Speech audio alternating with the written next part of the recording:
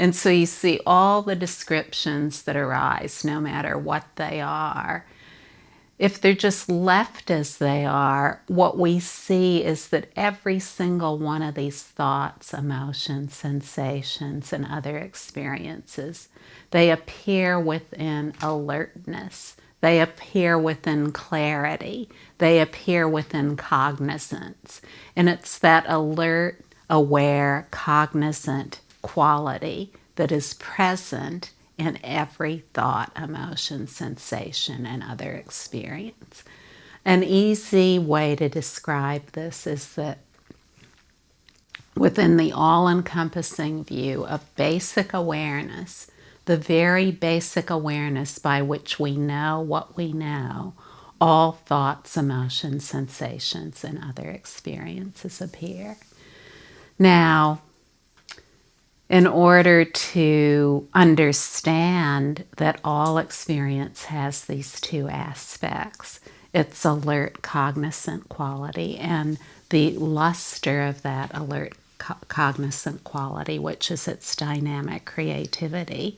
If we don't understand that these two are always present, all-encompassing awareness, its dynamic creativity, appearing as whatever we call it, whatever thought, emotion, sensation, or experience. If we don't understand that, then we'll constantly be snooping around into the thoughts, emotions, sensations, and other experience, trying to see what it means, trying to see how it's relevant to this independent body and brain.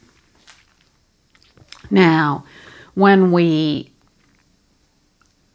look to everything as very substantial and concrete in its own right, a simple term for that is reification.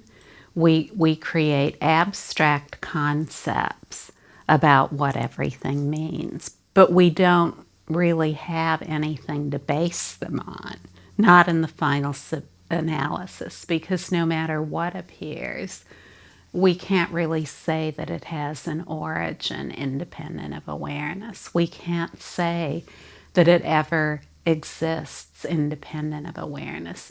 No matter what appears, we cannot say that it can be found to exist independent of a basic state.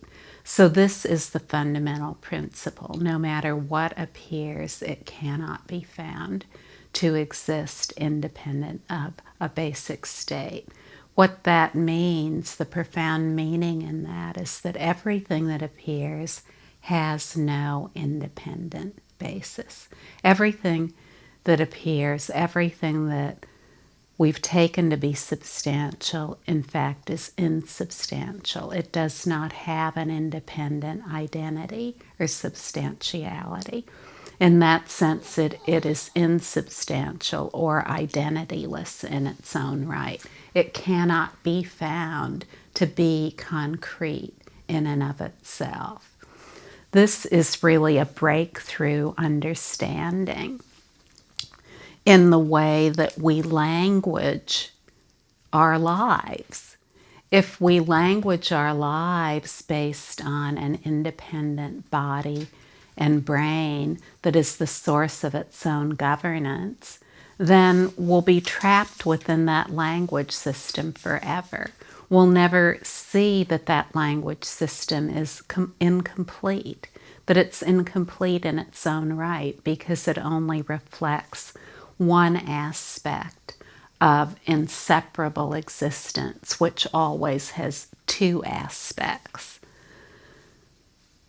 All of existence always has two aspects: its fundamental basic state and the dynamic creativity or dynamic energy of that state. To say that it is something or that it's nothing is to adopt an extreme. To say that it comes about through natural selection is just as extreme as saying that it comes about through creationism. Either of these views are extremes. They do not pinpoint. They do not nail down. They do not apply the lightning bolt of complete clarity and recognition of the nature of existence. Once that is applied, it's just so obvious that everything appears in a basic state.